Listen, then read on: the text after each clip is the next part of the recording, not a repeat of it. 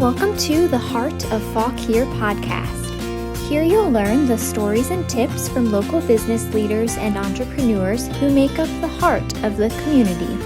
Discover what makes Fauquier so wonderful and be inspired by the journey of local success stories. Now let's join Austin, owner of Bedrosian Cleaning Services, as we hear from today's special guest. Welcome to the Heart of Fauquier. I am Austin, your host, and today my special guest is Priscilla Hottle, which I'm very honored to speak with her, get to know more about her story, and so just to kind of jump in here, just let them know who you are and what business that you own here. I am Priscilla Hottle. Am I sounding clear with the mask? Yeah, I think so. Yeah, we have this here, so hopefully that catches it. Okay, good. Yep.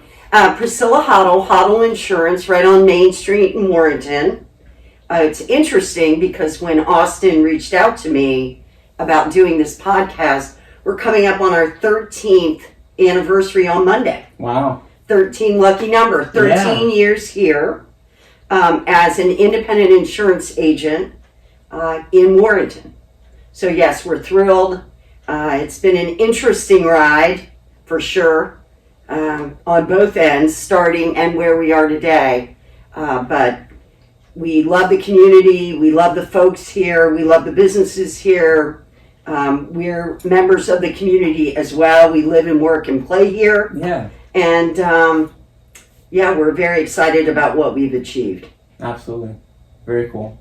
So you said 13 years, so you had a lot of experience before you branched out on your own, though, right? Yes. Do you mind sharing a little bit about your career before you had your own agency? No, I'm happy to. So I've been in the insurance business a long time. I started when I was 10. No. Oh, my goodness. Okay. I was with a very large independent insurance firm called Patterson Smith, and I was in Northern Virginia. And I spent 25 years with them and was the executive vice president. And in 2005, the firm sold to a large national broker by the name of USI Insurance, and I became president of the DC office. Okay. And I learned a lot working with USI, and it was publicly traded, and that had not been an area I'd been in. Some real brainiacs in that business, and made some great friends along the way. And then in 2007, I decided that, I was thinking down the road that I might want to do something different and something more of a boutique. Okay. So I left there in August of 2007, and then February of 2008, launched my own firm. Right. And actually my first employee, Virginia Ward, who joined me on February 4th of 2008, runs my operation today. Wow, so cool. She's been a critical piece in the team of helping me, build the company. And I've had great support from my family. My husband has been extremely supportive. So, but it was interesting when we opened in February of 2008, it was that September when we hit the Great Recession. Yeah. Great time to start a business, right? It was pretty scary because nobody was buying houses, nobody was buying cars. People were getting laid off. You remember we woke up one weekend in September and we had lost Merrill Lynch and Bear Stearns and Lehman. And it was very scary. It was scary times. And there were massive layoffs, particularly in the construction area, the real estate area, all of that. Nobody was buying cars, nobody was buying houses. Yeah, it was pretty eerie. But we really felt like we brought something to the table, so we just took it one day at a time and showed people how they could save money, improve their coverage. We tried to help them stay in business. And that's how we began. Yeah. You don't want to know what I was doing in 2008. What were you doing in 2008? I was probably learning algebra in middle school. Great. I know a little bit. Obviously, the huge impact and everything like that with 2008. It's very memorable. I got to see or how my parents worked through it and other businesses in my community. But yeah, crazy time to start a business. I see a lot of similarities maybe between what happened then and what we saw in the last year with the economy going crazy and just being unsure about how to do business. How would you say your experience going through 2008 craziness right when you started, how did you bring what you learned then to get through this past year? So, again, we're very fortunate. I have an amazing team, and they're very resilient, they're very flexible, and we were prepared to go remote. Right. Because we had prepared because of disaster planning. So all of my folks have had remote access, really more for weather events. There's somewhere on one of these walls a piece that talks about Hurricane Isabel. Oh, okay. Back in, I think that was 2003. And at the time, I led our firm through that because we lost power for a week. We had no phones, and we were a pretty big operation. We actually ended up transferring phones to Warrenton, to my husband's office. And I had a skeleton team just handling claims because of the hurricane. It was crazy. Wow. So when we started the agency back in 2008, I knew we needed to have remote access even when there was just two of us, because with a weather event or something, people need to be able to get to you, and you need to be able to help them and serve them. Right. So I think that really prepared us for a lot of the quick switch. March 16th, when sort of the governor said, everybody go home, even though we were still considered essential. Obviously, I didn't want anything to happen to my people. Right. And we all have families. And so we played it very safe, very conservative. But I was here, by myself on some days. You still have to go to the post office. You still have to go check the mailbox. I mean, these things are still going on. And then Virginia would come in, or we'd rotate and do those things. But we all learned how to do Zoom. Yeah. Nobody, a lot of people had no clue what it was before. What Now was everybody Zoom? does. Right, now everybody Zooms. Yep, exactly. So yes, we, I definitely think it's who your team is and how dedicated they are, and that takes you to the end zone for sure. Right, definitely. And I think the people that didn't learn, well, even 2008 was still so different from now, because a lot of it had to do with remote working, which wasn't really the issue then. It was just a new challenge to overcome. But I think that going through this last year, we're more prepared for the next event, even if it's a little different. Kind of like how you got through 2008, and then it helped you get through this time, the right mentality, just figuring out a way to do it. I think it's going to help us in the future, because another thing's going to happen. This isn't the last crisis that we're going to go through. They're going to happen. We're going to have to persevere and figure it out next time too. So I think this time helped a lot of people. If you got to think of something positive, it helped us, get through it. So absolutely. Yeah, absolutely. So going back a little bit, so in 2008 is when you started your own agency. Yes. What made you want to branch out and start something on your own? Obviously, you had a lot of experience, but it was definitely something new for you. What made you want to make that jump? I really liked the idea of being more of a boutique type of operation, and the opportunity presented itself with some office space. Okay. And I believed that I could do it. Yeah. And I thought there was a need for it. And I enjoy the business of insurance. I'm sort of an insurance geek, I read insurance policies. I actually read them, and I like to be able to handle the tougher stuff as well as the easier stuff. We do a lot of interesting business here with some pretty high risk stuff. So I enjoy that. That to me is a challenge and interesting, and that's where we bring value. Right. Absolutely cool. And it was kind of nice because it sounds like you were maybe going to DC every day. And you said you're able to be in your own community working and helping and stuff like that. When I got off of the road, I was a 66 warrior. I was one of the Fauquier County folks that out-commuted. Yeah. And I did for 15 years. And when I finally got off the road, I was spending 5 hours a day. Oh my gosh. On the road. Yeah. That's how bad the traffic was. It was crazy. Yeah. It was crazy.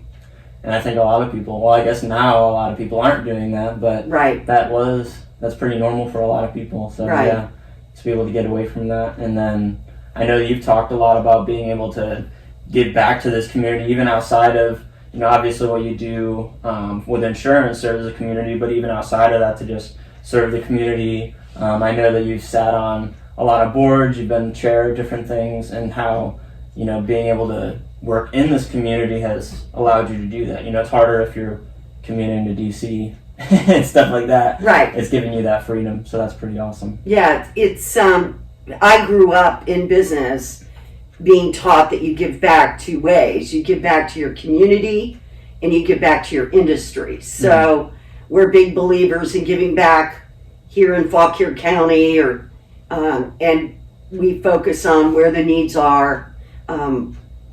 We adopt families, we assist social services, we've done fundraisers for them. We donate funds to like Great Harvest to bake bread during the pandemic. Last year, yes. Yeah, he did a lot. Yeah, he did a lot, and we were happy to help Pablo in that effort. I'm a past chairman of the Chamber of Commerce. I'm a big believer in the Chambers of Commerce. Mm-hmm. That's how I really met the community when I started the agency here. But you have to give back. You have to get on committees and do the work, and then you meet people, and then they think of you when they have a need. They say, oh, well, let's call Priscilla, Right. And so, yes, it's really important, and you develop just fantastic relationships with bankers and real estate and small business and large business. It's really important to be a part of that business community. And then for the industry, currently I'm the chair-elect of the Independent Insurance Agents of Virginia. Okay. So in July, I will go in as the chairman of the state of the Independent Insurance Agents Association. Yes. That's awesome. Yeah. That's awesome. I just ran the convention virtually. Okay. That was very interesting. I'm sure. I'm going to take that knowledge I learned and work with the Women's Business Council of the Chamber this year to really maximize our virtual events. Right. I apologize. It's okay. That's a client calling. Right. Cool. So what all is it, just to pry a little bit, to be that position you just said, the chair of the independent agents in Virginia? Yes. What all does that involve? What all will you have to do with that position? Well, you're the like volunteer chairman of the association. They have a paid staff, which is fantastic.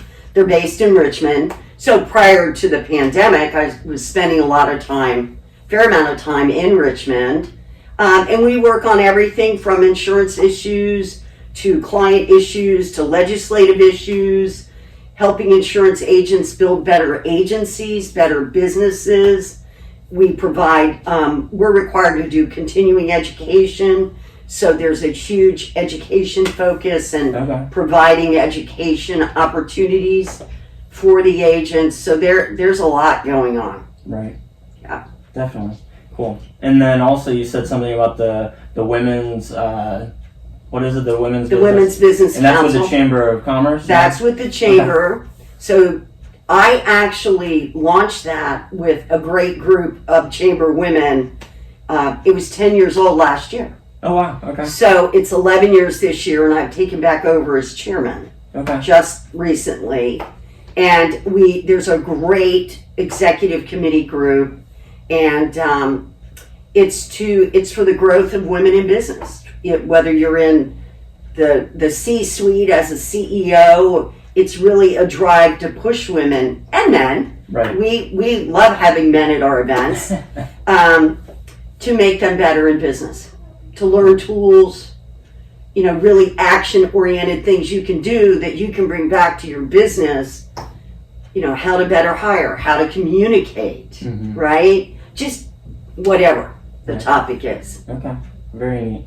So that would be something for, any woman on any level in business, like someone that owns a small business here in the That's county, right. or even just, business leaders, like executives. Absolutely. And then you can be somebody who's just starting out. I take my whole team with me to every event. Okay. Where I invite my whole team. I invite a lot of clients, that sort of thing. Okay, that's awesome. Cool. It's interesting. I kind of asked this before of other guests, but it just I like hearing it from other people as well. How do you, obviously you have so much going on. You obviously have your agency here. You're sitting on different boards and you're sharing two different things at the same time. You also have your personal life and stuff. How do you juggle all those things and give your all to each of them? And I guess that's the real question. Just how do you balance all of those? Yeah. Because I know they're all important to you. Balance, yeah, right? They're all important to you. Even just not personal versus work, but like, how do you give your all here at the agency and then also turn around and give your all to the chamber and different things like that? Because I know you do, but how would you advise someone else to find that balance? There are days where there is no balance. None. Okay. And there are days somebody gets slighted, but probably more on the personal side. But, I just take it one day at a time. I have a great team here, so I can lean on them when I get tied up, on something else that's very important. But I work a lot. I start early in the morning. Yeah. I start very early in the morning. Okay. And I also try and, stay healthy and work out 3 times a week at least. I go to a 6:30 class in Haymarket. So, yeah. So these are the things you have to do, and you have to schedule your day. And I'm a big scheduler. Right. And then you can get a lot more in, for sure. Mm-hmm. What would you say is your motivation to keep doing that, to get up early, do the hustle, and make sure that you're giving your all? What's your motivation behind it? I really love the business of insurance. I really love the chamber community. I love the people in it. I'm very social. Yeah. I enjoy the networking. I enjoy learning from others as well. I enjoy meeting new people. I enjoy learning as well. So that's probably my motivation. Cool. I enjoy it. Yeah. I have fun at it. Yeah. And it's funny because even though, you're going to have those days where it's not so fun. No, and we all have those days. Absolutely. But it's still just that, the mindset of, I'm enjoying this, I know I'm serving people, and just focusing on that positive, I guess, is what keeps you going, even through the not so fun moments, And there are those not so fun moments. Our mission statement around here is not some long, paragraph or that nobody's really ever going to look at and read. It's whatever it takes. So, every day we just try and do whatever it takes to help our clients. We try and do whatever it takes to, do right by our family. We try and do whatever it takes for our associates and their families. So, there are people whose lives, depend on their jobs here. And we want it to be good work-life balance for them too. Yeah, absolutely. Cool. What would you say have been some of the most unique or fun ways that you either personally or you've seen other businesses in the area give back to the community? What have been some of the most fun or creative ways people have done it? Gosh, Sorry, I'm putting you on the spot. Yeah, there's a lot to think about, I'm sure. Well, there's so many. Yeah. It's changed so much though with the pandemic. It has, yeah. Because so much of it involved being out and about together doing things. The chamber used to always do the after fives, and they would go to places of business. We would all be together in different businesses, and that was so much fun. And the young professionals used to do a big cornhole outing, and just all kinds of fun things. The golf tournaments, the Springs Club, all of that was fun. It was good. And But now it's different right now. Mhm. We'll all be back together. I know we will. Maybe not at the levels we were before, but we Right. will. Yeah. We'll get through this. And then, we're a social bunch, all of us. So Mhm. we'll be back together. Yeah, absolutely. It'll happen. Might take a little longer than we want it to, but Right. it'll be good. Right. And it's also, I think you hinted at one thing even, I was just thinking with Pablo, A Great Harvest, being creative and doing what he did with donating bread to the different things, and then you seeing that and jumping on board, I think that's so cool, because I think a lot of people jumped on that. So Well, yes, because it also kept his employees working. it did, yeah. So just like buying gift cards from all the restaurants, we made it a real point to do that, Yeah. to help all the various restaurants around town. And then we donated them to folks that needed it. With the social service folks, they always need like gift cards, to various grocery stores or stores where you can get everything from food to baby supplies. So we've donated those. I mean, those are just things we do. Very cool. And actually, you said that. I'm going to give a quick plug here. So if you don't know, my wife and I own a cleaning company. I do. But for anyone listening, we actually own a commercial cleaning company. And you mentioning gift cards made me think of it. Right now, we have a really cool promo going on that if you refer business to us and we start working with them and start cleaning for them, we'll actually send you a $100 gift card to a local restaurant here, like someone here on Main Street or Grioli's down where I'm at, stuff like that, just so that we can help those people out who, they've made it, but they've been struggling, this last year with all the restrictions and stuff. Yes. We don't know if they're going to be lifted or if they're going to get strict again. So just to be able to give them a hand. So that's a really cool promo we have going on. So if you do have a referral for us in the audience, you can send that to bedrosiancleaningservices@gmail.com. Let us know about the promo and then the information for who we might be able to service. Because I know with COVID, cleaning is a really important thing for people too. Very. So definitely want to just give that little plug there. Good. She made me think of it. Yeah, no, So, I'm glad. Definitely. So just kind of to conclude things here, what would you say, thinking about restaurants and stuff, what are your favorite places to just kind of hang out, even before COVID you can think, or even currently if they're still doing things? What are some of your favorite places to go and hang out with family or, a coworker after? Or I know you like to take your agents out to lunch and stuff like that. What are some of your favorite hangout spots in the area? Right. So I would say every restaurant in Warrenton, Virginia. Yeah. Yes. Cool. Love them all. They're all great. They all work hard. We try and support the community and support them all. We try and share the love everywhere. Yeah. Good. That's awesome. Yep. So cool. Well, that's all the questions I had. Said thank you so much for sharing with me. I think that people are learning from all these interviews. I hope just to think about how you can get through COVID. You can get through the next thing. You can always be giving back to your community, whether it's through charitable things or whether it's sitting on boards and brainstorming with other awesome people about how you can move forward and educate. And obviously you've done a lot of those things for the community, so thank you so much. My pleasure. For all Thank you, that time and Austin. effort that you do. Thank you. Thank you for the agency here too, because I know we've used you for quite a while, your services, and you guys do a great job. Thank you. We worked with Jake a lot. So. Yeah, Jake's awesome. Yeah, he is. Yes. So thank you so much. Thank you, Austin. And we'll see you guys next time. Have a great weekend. Thank you for joining us for today's episode of The Heart of Fauquier. If you loved joining us today, give this podcast a great review and subscribe to keep up with new episodes. If you have an office in Fauquier that needs a cleaning service, reach out to Bedrosian Cleaning Services and see how they can serve you. Until next time, thanks for listening.